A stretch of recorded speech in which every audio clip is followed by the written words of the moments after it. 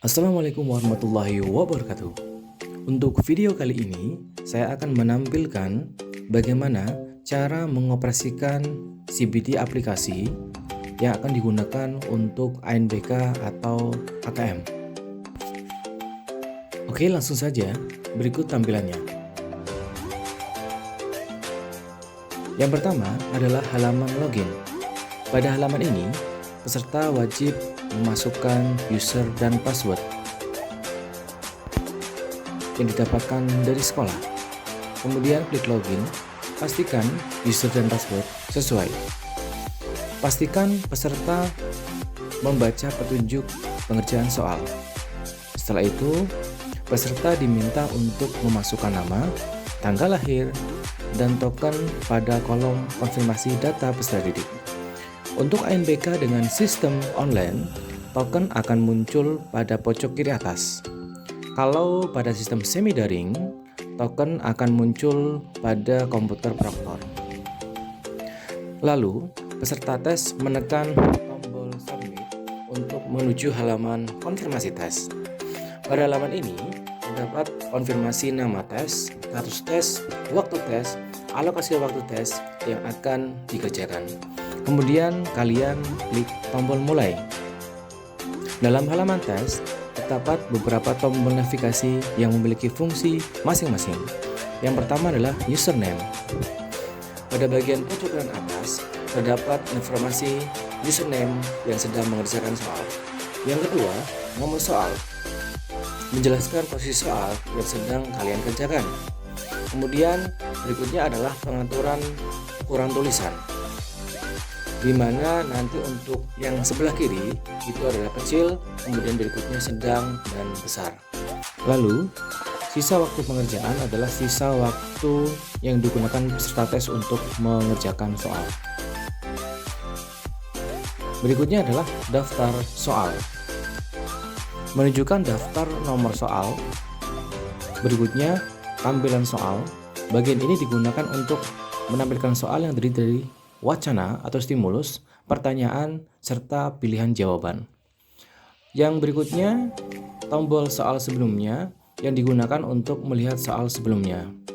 Lalu ada tombol ragu-ragu digunakan untuk menandai soal atau jawaban yang dianggap kalian ragu-ragu. Soal selanjutnya adalah tombol yang digunakan untuk melihat soal berikutnya.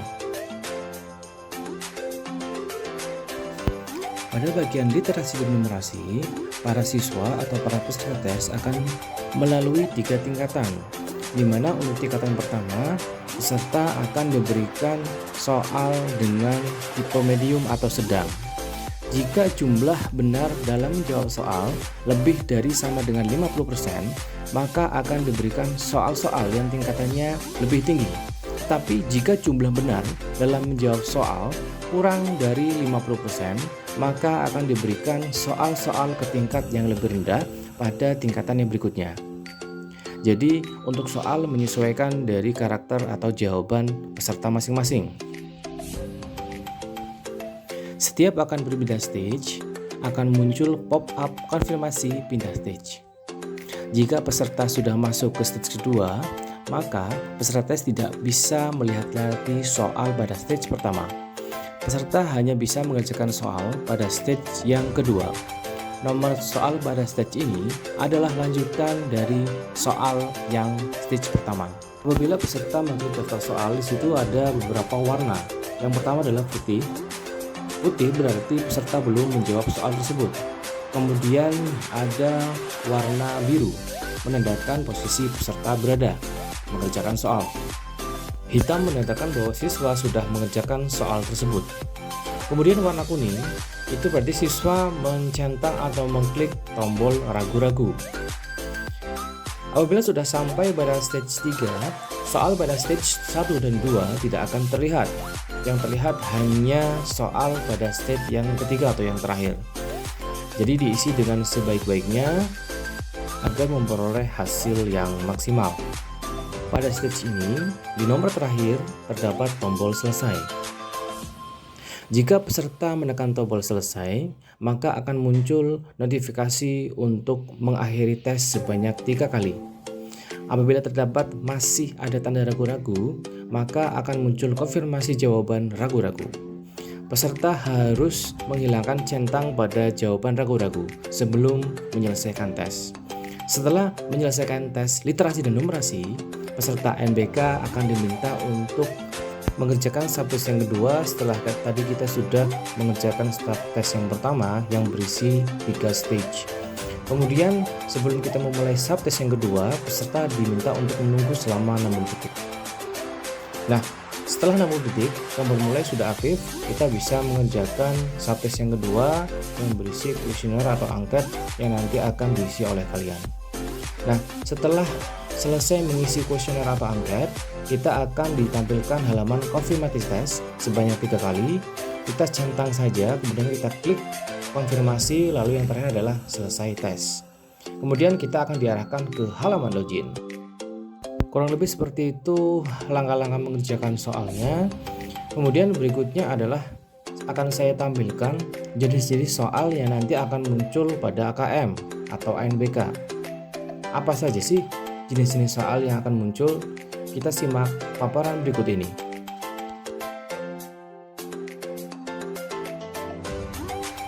Yang pertama, jenis soal pilihan ganda. Untuk jenis ini, peserta hanya bisa memilih salah satu dari pilihan jawaban yang ada.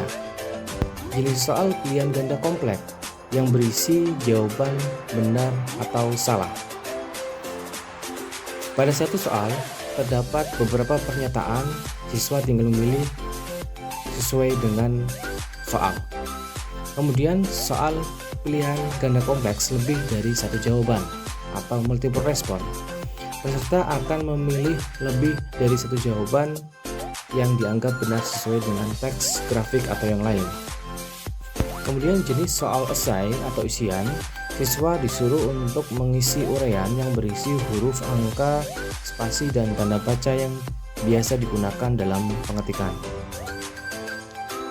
Kemudian jenis soal isian singkat, peserta hanya boleh mengisi isian singkat dengan jenis angka saja. Kemudian jenis soal menjodohkan, peserta disuruh untuk menghubungkan atau mengkoneksikan kotak sebelah kiri dengan kotak sebelah kanan sesuai dengan petunjuk soal. Ya, kurang lebih itu jenis-jenis soal AKM atau ANBK. Semoga bisa membantu kalian yang akan mengikuti kegiatan AKM atau ANBK di tahun pelajaran 2021 ini. Semoga bisa sukses dan berhasil. Terima kasih. Wassalamualaikum warahmatullahi wabarakatuh.